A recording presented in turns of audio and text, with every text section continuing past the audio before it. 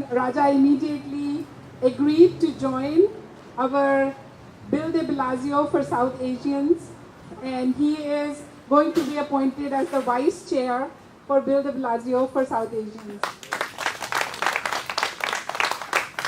And Raja Banaras ji is going to be a public relation person for South Asian for Bill de Blasio.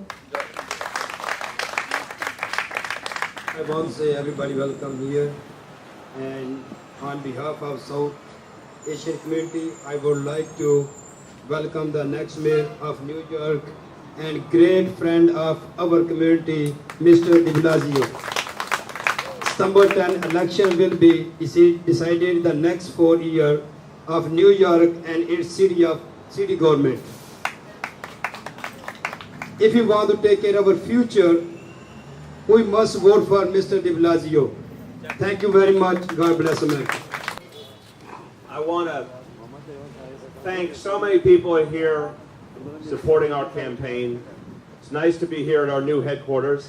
That is a wonderful location. To Raja Sajid and Raja Baharas, I want to say that their leadership is not only crucial to our campaign. I want to thank you for that. But even more profoundly, I want to thank you for your leadership of the community and all you're doing for the Pakistani American community and for all South Asian people in New York City. And it takes strength to be a community leader. I think everyone in this room today knows it's not easy to be a leader. And of a new emerging community, it takes a particular strength to make the needs and the interests of the community known and to make sure that the city government responds. And Raja are doing that. I think we all owe them a debt of gratitude. Let's applaud them for their tremendous effort. Now, I want to say I believe in my heart that you are meeting the next First Lady of New York City. And you'll see as you get to know her, people all over the city have responded very warmly to Shirlane, because she's a strong, intelligent, warm, kind person. And when people think about leadership, they think about wanting someone in City Hall that actually understands them. A lot of people realize that when they talk to Shirlane, that we're partners in everything we do, and that we're figuring out the course together. And she's gotten such a great response from people all over the city. And I think when she is First Lady, New York City will be a better place for it.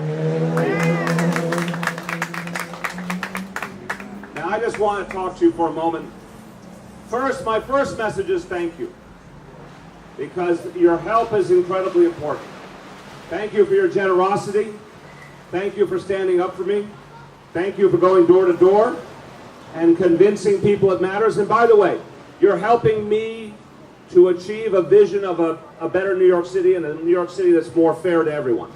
But you're also in the process strengthening the community, because every additional person who votes strengthens the community. I hope they'll vote for me, but even if they don't vote for me, everyone who votes strengthens the community. Everyone who gets involved strengthens the community.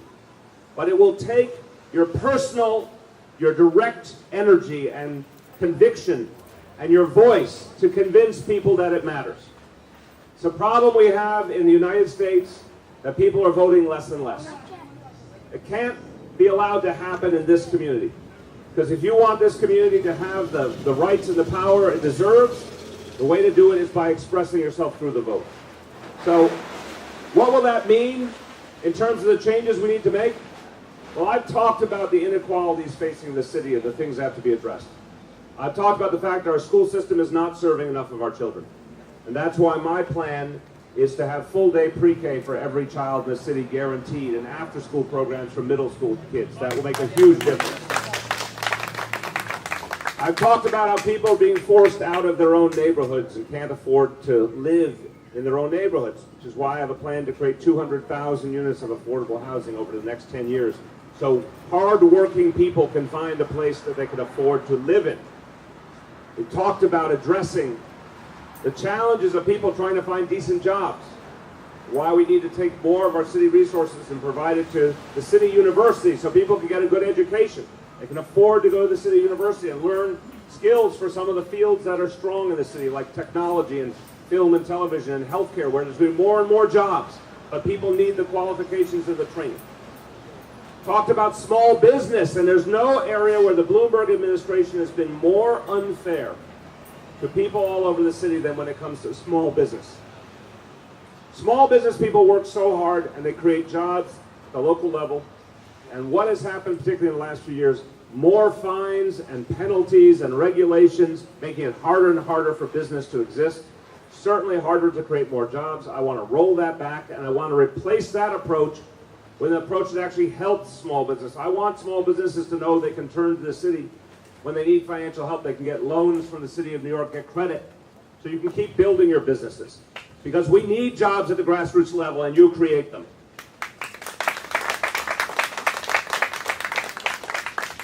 And finally, we need fairness. We need fairness.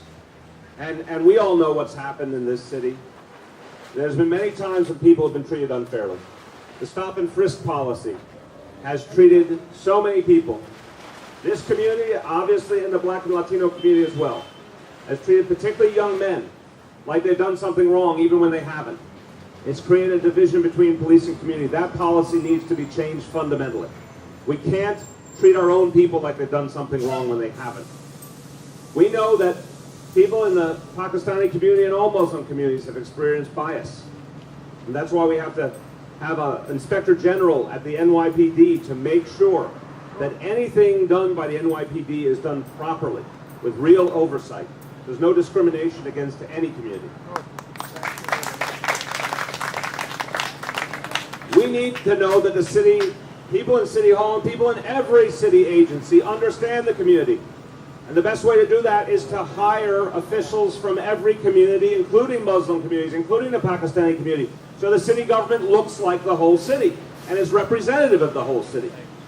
And if we had a different kind of leadership in City Hall, the kind I would provide, the kind that would be more fair because it's more representative, we never would have had the problem with the Pakistani parade a few days ago. Do you realize that just days before the parade was supposed to happen, that City Hall canceled the permit? And a parade that meant so much to so many people wasn't going to happen. When I found out, I immediately intervened, because it was my view that it was unfair. It was unfair for bureaucrats to take a parade away from a community, take away a chance for them to represent themselves to the whole city. I'm proud to say that in part because of our intervention, we were able to get the permits again so the parade could go on, and that's important for this community. And finally, you know, there's a saying, an American saying, fair is fair. There's one standard of fairness. It is absolutely right in our school system that we recognize important Christian holidays. It's absolutely right that we recognize important Jewish holidays. A lot of people from those two communities in this city. And it's fair and respectful, and those children need to be able to be with their family on their holidays. That's right. So if you agree with that logic, it's obvious we must have the two Eid holidays also recognized by our school system. And I'm committed to doing that as mayor. There should be one standard of fairness so that everyone knows that they are respected. Every child knows how much we value them and their future. So these are the kind of changes I want to make in our city. I'll say the obvious. I need your help to do it. The help you're giving today is fantastic. This door-to-door effort is extraordinary. But I need each and every one of you to speak up to your family, to your friends, to the people you work with, and tell them that this election matters.